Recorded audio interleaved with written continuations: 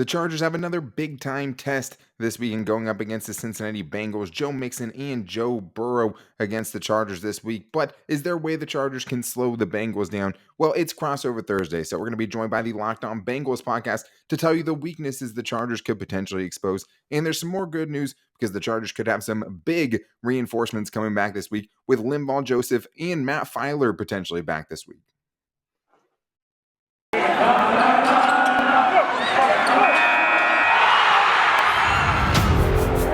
You are Locked On Chargers, your daily podcast on the Los Angeles Chargers, part of the Locked On Podcast Network, your team every day.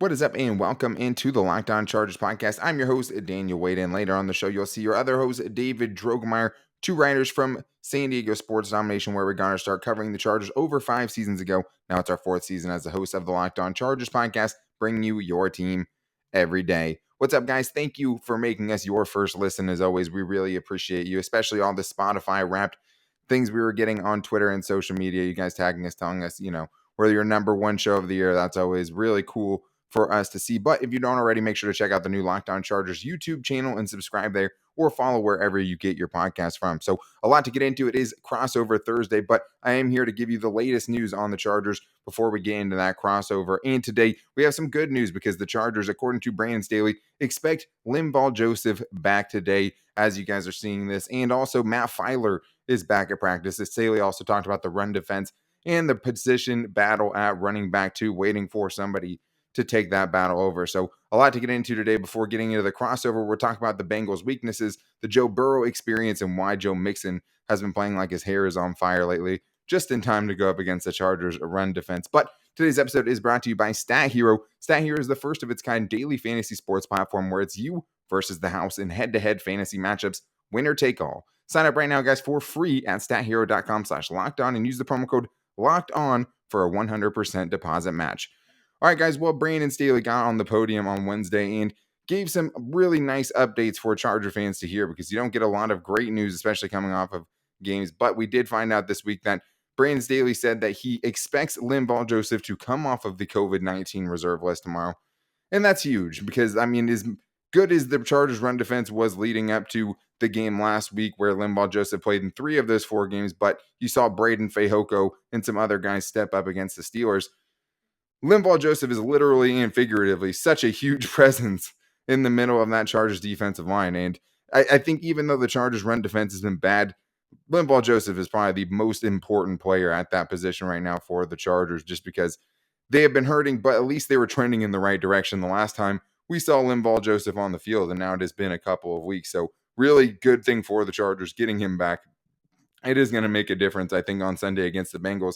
And Staley also talked about, the defense. He liked the way they were limiting explosive plays and things like that. But he said the run defense was really killing them defensively and offensively, with other teams basically being able to use time of possession to take opportunities away from Justin Herbert and the offense. And I think that has led to some of the frustrating offensive performances.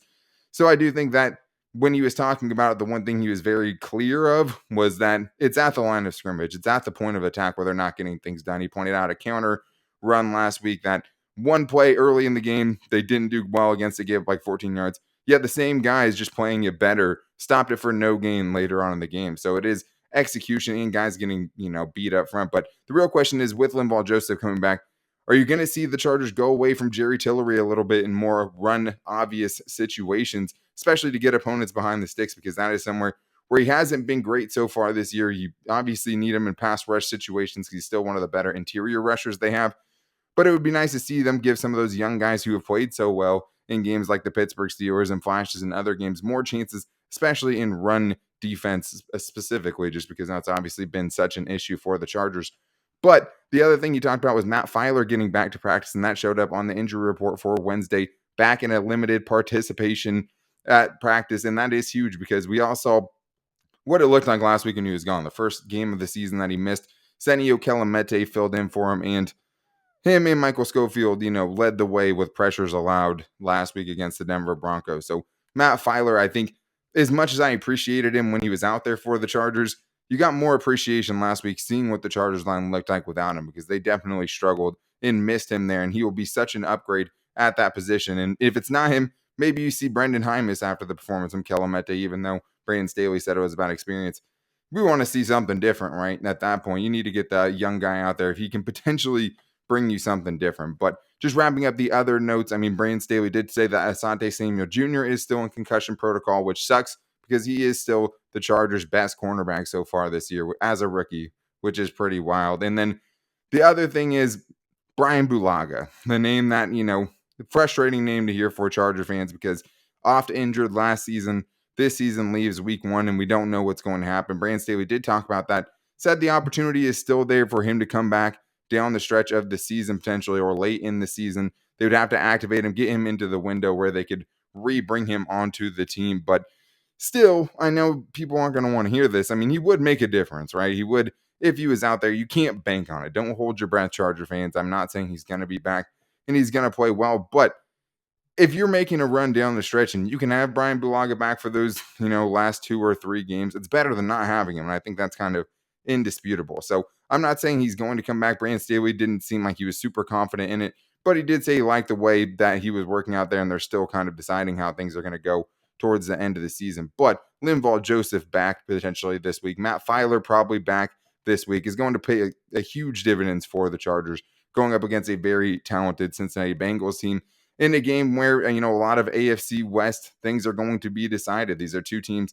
that are right next to each other. The Chargers can catch up in wins with the Bengals if they are to win this weekend, and we'll see how that plays out at the end of the season when the AFC is decided where these teams get seated, because it is all going to be very important. But luckily, we have Jake Liscow and also James Rapien on the show today, because it is crossover Thursday. So David Drogemeyer is going to be joining up with the guys over at Locked On Bengals to get into this crossover episode now that you guys are updated on everything Charger related right after this. But first, I need to tell you guys that this episode is brought to you by Stat Hero, which is just a totally different way to play daily fantasy. And for me, I know I've taken Stat Hero for some money for sure. And what I love about it is it's totally different. No one plays daily fantasy sports to lose. Winning feels so much better, but traditional fantasy sports are a long-term losing proposition because you never know who or what you're up against. And that's what makes Stat Hero so different, because Stat Hero is the first of its kind daily fantasy sports platform where it's you versus the house in a head-to-head fantasy matchup.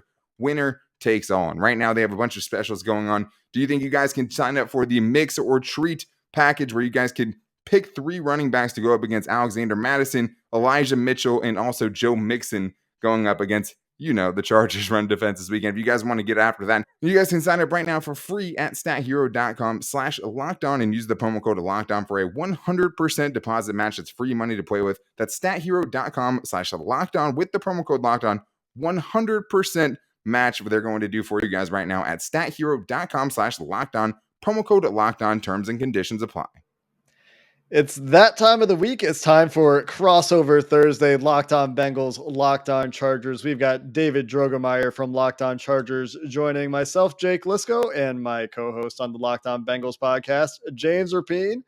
We're going to dive in to the Los Angeles Chargers and the challenges or opportunities they present to the Cincinnati Bengals coming up this weekend. And I think this starts, David, with the number one story that everyone's talking about this week that we were ready to talk about for a primetime game that should have or could have been. And that's Justin Herbert, Joe Burrow, part 1. The quarterbacks currently, despite a recent surge from Tua truthers, and they might have a case, are seen as the best quarterbacks out of last year's draft class and the first time they get to play each other.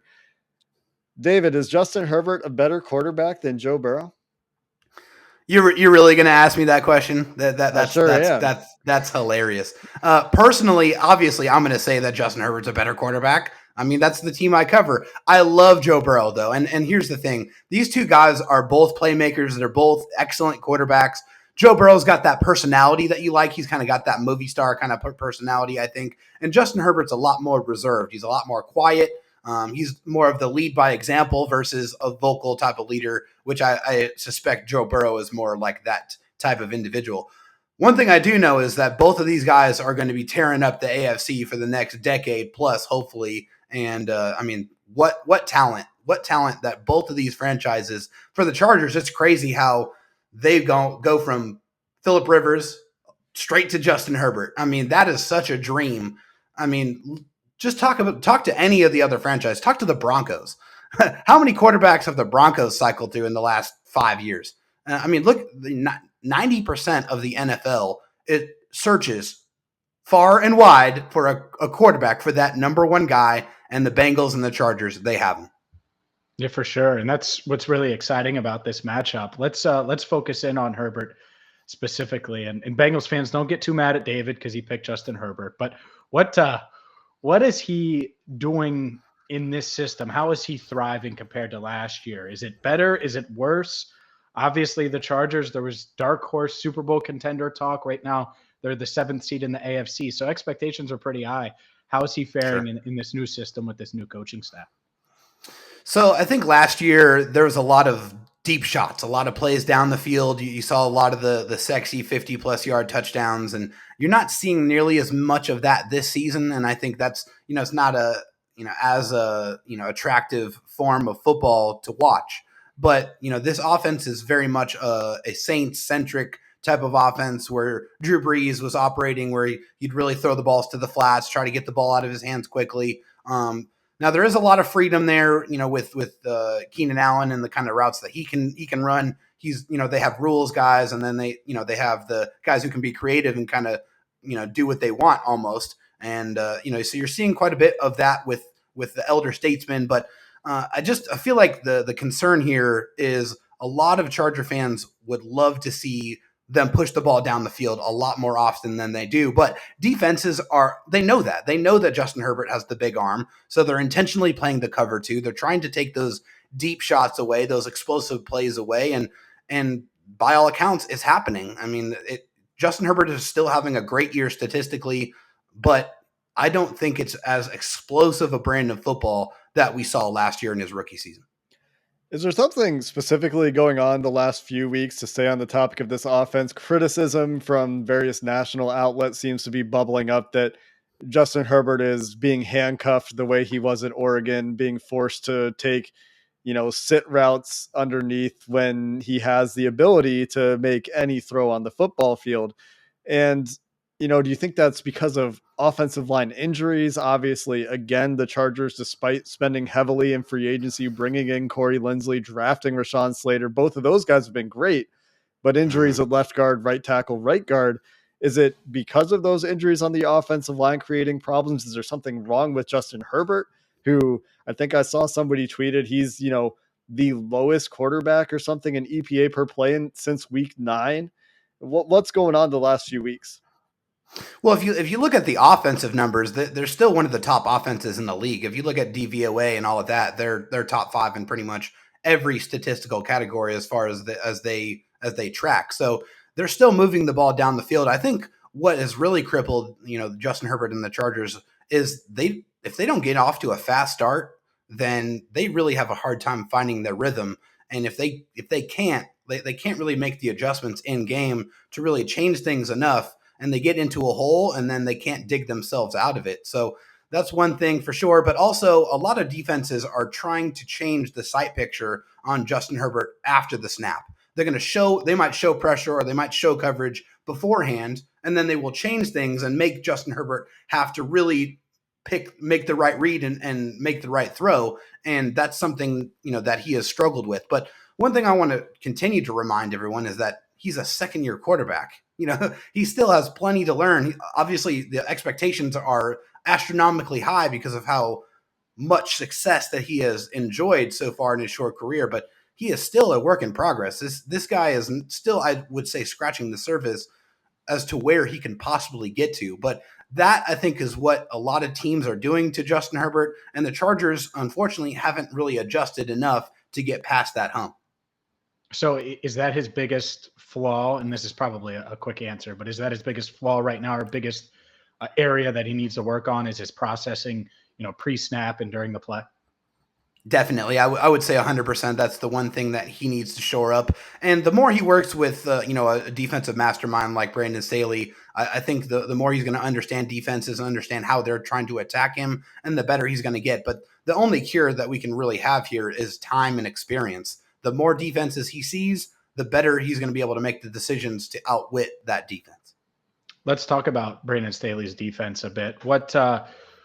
What's different about this unit, and in how do they, in a ideal world, how will they attack the Bengals? How will they attack Joe Burrow on Sunday? Yeah, I mean, so for Joe Burrow, the one thing that I've seen watching the tape on him is that he will take shots. He will take some unnecessary chances, and that's why he's thrown 12 interceptions this year, especially to the right side. He's thrown several deep to where they've gotten picked off. So I think they're really going to try to spot or keep, a two safety look. That's what Brandon Staley and the Chargers defense play most of the time. The biggest concern here is the run defense. They are by far the worst run defense in the league, giving up 145 plus rushing yards per game. And the idea of Joe Mixon coming in and running up against this very injured and very, let's say, untalented defensive line scares the hell out of us, because the last 3 games the dude has been tearing the league apart. So that's the biggest thing that scares me. So I think they would probably like to try to take Joe Mixon away a little bit more.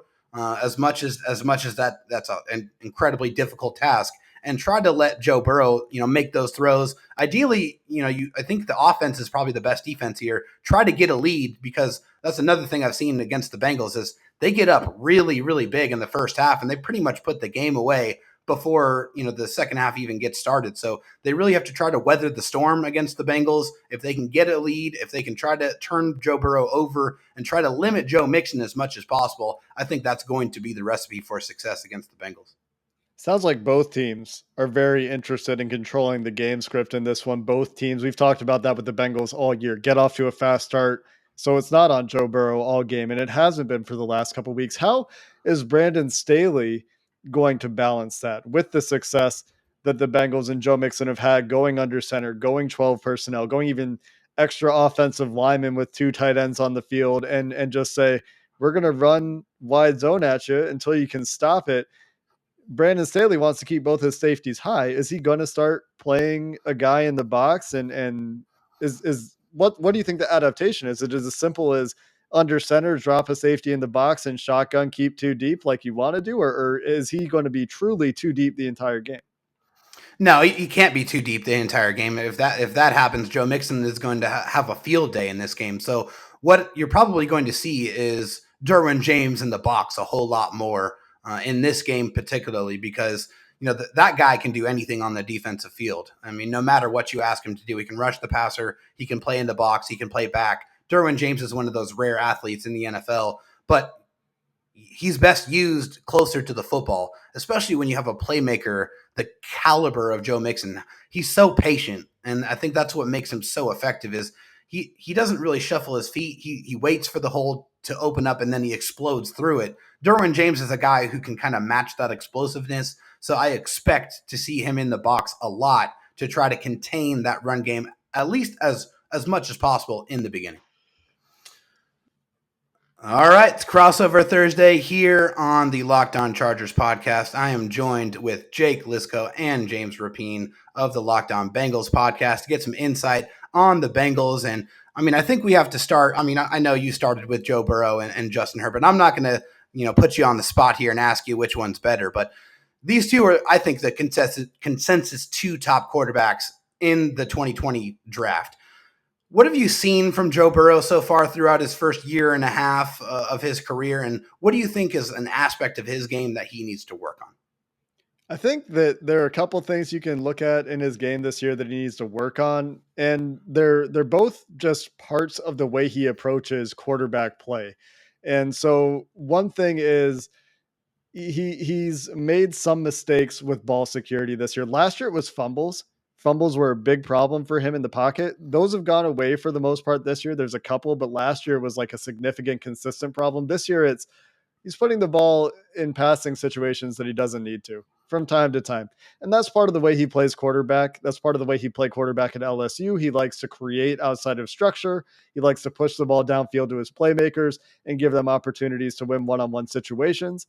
And there are times when they're either not one-on-one situations, or defenses are making really good plays, or he's not seeing linebackers, or safety gets a great jump on a vertical ball. And so that's leading to some interceptions. But the thing that we love about Joe Burrow in Cincinnati, and the Bengals fans love about Joe Burrow, is his accuracy is all world, like as good as you could hope quarterback accuracy to be coming into the league. That's continued. His processing ability is excellent. He's, I think, one of the top PFF graded passers when the coverage rotates after the snap, is a tweet I saw a couple of weeks ago. So teams have tried to confuse him with post snap rotations, with blitzes, and he's picked them apart when he's doing that. So the mental part of his game has been beyond what you would expect for a second year quarterback. And you hear his teammates, they were talking about this from the minute he arrived in Cincinnati, saying, "Oh, I didn't know you can make that check." His teammate, tight end CJ Uzama, said about Joe Burrow and his ability to understand the offense and get them into positions that, you know, are advantageous for the team. So the mental processing has been fantastic. The accuracy has been accurate. The mentality that he brings to this team, the consistency and the ability to learn from his mistakes. These are all things that you love. Even if he doesn't have the Justin Herbert cannon arm, he definitely has an NFL arm. It's not like this is, For you know, sure. Ryan Finley out there or something like that, who can't get the ball 10 yards downfield, or Ben Roethlisberger, who I love to hate on the Locked On Bengals podcast. He looks so old. It's bad. Oh man, it was bad. But those are some of the things that we love about Joe Burrow, and some of the things that he needs to work on. Fair enough.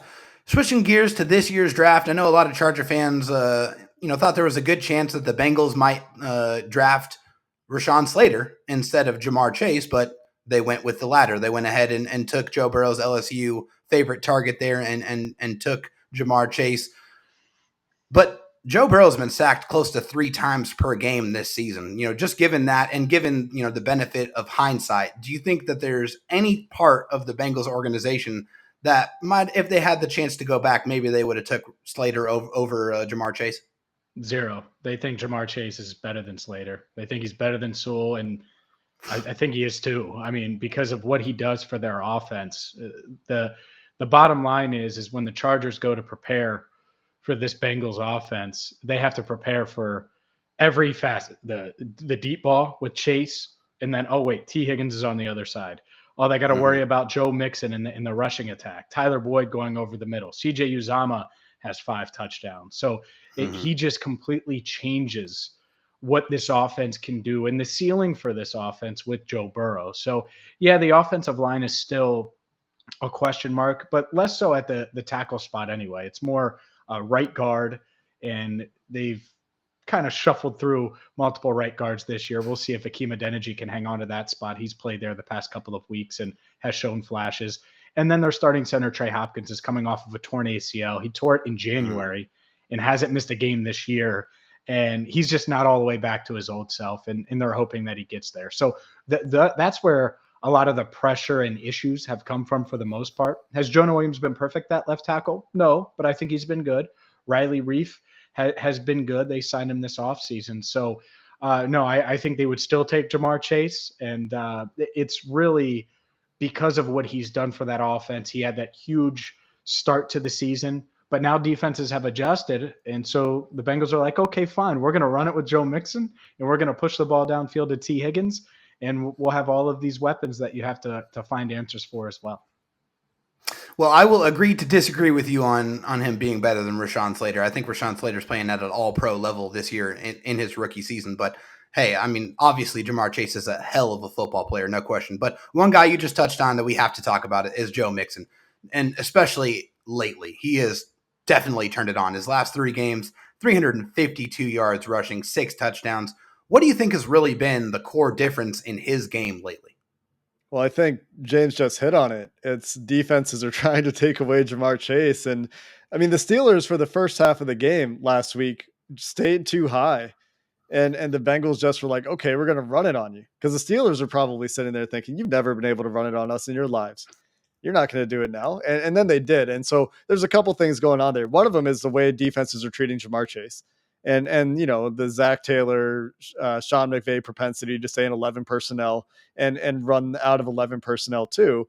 So that's part of it, is the way that the Bengals are being defended. The other part of it is the return of Frank Pollock and the massive upgrade in offensive line coach for the Cincinnati Bengals. You talk about the impact Rashawn Slater could have made, and I'm not taking anything away from Rashawn Slater. I agree with you. I think he's a fantastic football player, and I think he's going to be a great left tackle for a really long time. I share an alma mater with Rashawn Slater. No, all love for Rashawn Slater, but the offensive line improvements in Cincinnati, especially in the running game, have been really visible the last 2 weeks.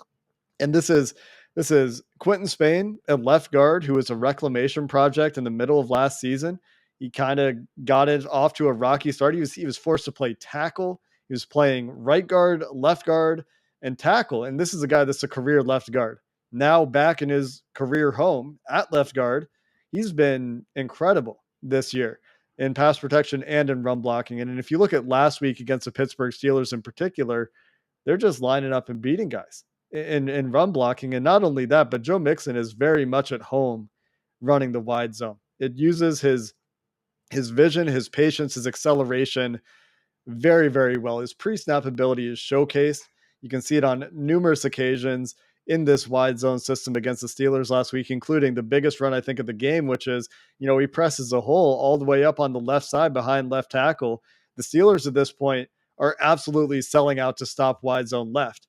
And he slams the brakes on, gets outside the backside on the right, and takes off for a 34-yard gain. So he's patient, as you mentioned. He's got the vision and he's got the acceleration, and he's a big guy, right? It's not like a corner is taking him down easily. So he really has all the tools. He's healthy. He's with a scheme and an offensive line coach that he loves, and the offensive line is just performing better. Yeah, I mean, that definitely will help, no question about it. On defense, the Bengals have several great players. Trey Hendrickson, Sam Hubbard, Jesse Bates, just to name a few of them. But tell me about someone on the defensive side that Charger fans might not know about, who's had a good year but might not have got the spotlight that they've deserved. I'll give you a bunch, and you actually mentioned a couple of them, I think, there. I think Trey Hendrickson is sort of under the radar. I don't know if people think he's great. Chidobe Awuzie, 10 plus sacks, I don't know. Is the number no, sure, but I honestly, Bengals fans question that signing. We questioned that signing when they made it. He's certainly been productive, and I think he's flashing that for sure. But other guys that you want to pay attention to, Chidobe Awuzie. How is he? Is he going to just man up against Mike Williams? Is that what you do? That's probably, since Keenan Allen's going to move around a bit, that might be the case. But he's someone to pay attention to. Logan Wilson got off to a great start, but I think has come back down to earth at linebacker, second-year player out of Wyoming over the past month or so. So can he reestablish that? He's going to be tested early and often by a guy named Austin Eckler, who's arguably probably the best pass catching back in the league right now. One of them. So that's someone that we'll see.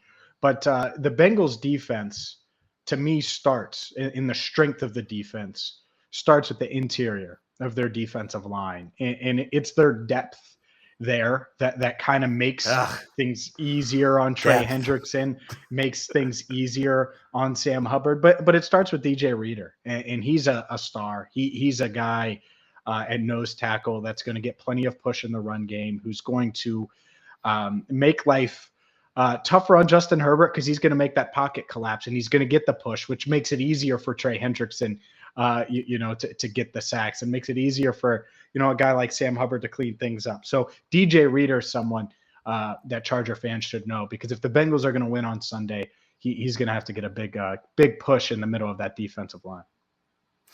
All right, last question here, very simple. What are the main weaknesses on offense and defense for the Bengals? And if you were trying to set up this game plan to try to beat the Bengals, what would that look like? You've seen teams, when they're on offense going against the Bengals, target Eli Apple in coverage, and at their own peril, honestly, lately. He has a couple interceptions lately, but he has been a bit of a weak link in the secondary that was relying on Trey Waynes to play the other outside corner position. He hasn't been healthy. The linebackers have been up and down. There are probably opportunities for Austin Eckler there. But when you have Keenan Allen on your team and Austin Eckler on your team and Justin Herbert on your team, I would try to leverage those weapons and get them in space, let them take what the defense is giving you. But when you're on offense against the Bengals, I think it's a generally challenging job because that defense is, for the most part, very intelligent, very disciplined. And so they're going to try to bait you into things. So staying patient, which is something that I'm sure has been preached to Justin Herbert this year, is why a lot of these throws are going underneath, is something that he'll have to maintain. And, being prepared for the coverage rotations. When the Bengals offense is on the field, the way to beat them, well, for one, like you said, make them one dimensional. So find the takeaways. Just Joe Burrow, also a young quarterback. He's seen a lot in the NFL. I mentioned that we love his processing ability, but has been fooled a few times this year. And if you get the early turnover, you get the Bengals behind the 8 ball the way they were against the Browns, they're not really built to be a straight drop back passing team against a good pass rusher like Joey Bosa. So you're looking to get yourself into that position. That's easier said than done. That requires the entire team. If you're looking for individual weaknesses, really it's right guard and center. And if Riley Reif doesn't play, it's probably right tackle. He missed practice with an ankle injury, although they do sound optimistic that he will play on Sunday. But that's where you would look to try to find individual wins is find the pass protection matchups that you like and go after them. That's going to be right guard and center, and make Joe Burrow's life difficult because, we talked a little bit about the Rashawn Slater, Jamar Chase decision.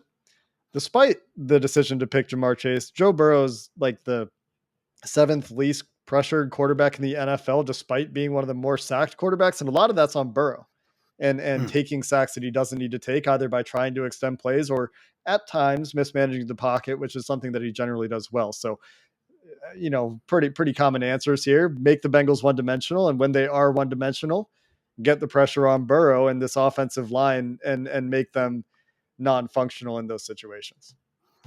Well, hey, that's all I had. That's all the questions I had. I know this is going to be a very exciting game. 2 young gunslinger type of quarterbacks, the definite class and the future of the AFC. The Bengals, these are not your father's Bengals anymore. This is a very talented Bengals team. So this game should have some very serious implications on what the playoff picture will look like. And as you know, December football, this is where it counts. But Jake, James, thank you guys for joining me here on this crossover episode, and best of luck to you guys the rest of the season. Thanks, David. Appreciate you, man. Thanks, David.